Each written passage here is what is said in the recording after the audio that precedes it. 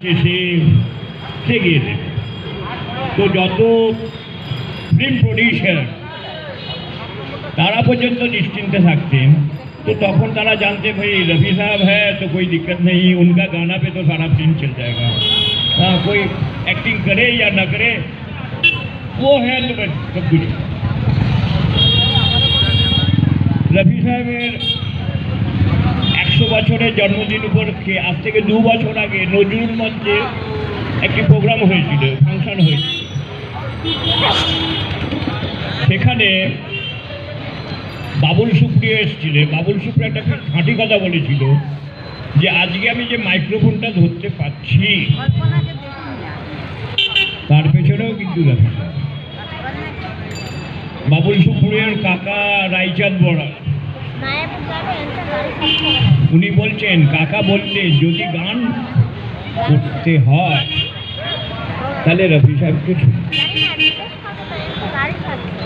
উনি ছাড়া আমাদের ফিল্ম ইন্ডাস্ট্রির গান বা যে কোনো গান ক্লাসিক্যালটা ছেড়ে, মানে ক্লাসিক্যালটা একটু বেশি ওপরে চলে যাচ্ছে। উনি যদি ক্লাসিক্যাল লেভেলে থাকতেন, অনেক অনেক বড় বড় ক্লাসিক্যাল গায়করা বলেছেন যে উনি যদি ক্লাসিক্যাল জগতে থাকতেন তাহলে আমরা কলকে পেতাম না, আমাদের কোনো জায়গা হতো।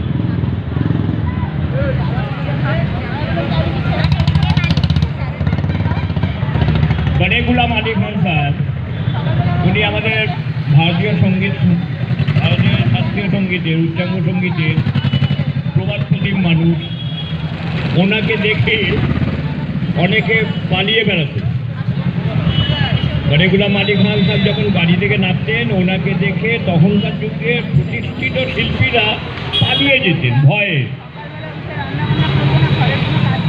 সেই बड़े गुलाम अली खान साहब রফি সাহেবকে দেখা করার জন্য রফি সাহেবের বাড়িতে 6 ঘন্টা বসে।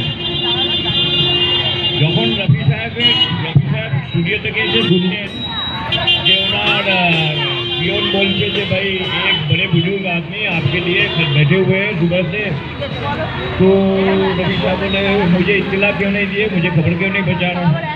तो रफी साहब ऐसे ওনাকে দেখে रफी साहब সোজা ওনার পায়ে পড়ে গেলেন। তখন बड़े गुलाम अली खान साहब बोला, बेटा तू बहुत बड़ा महान होगा, तुमने ऐसा एक गाना न किसी के आँख का नूर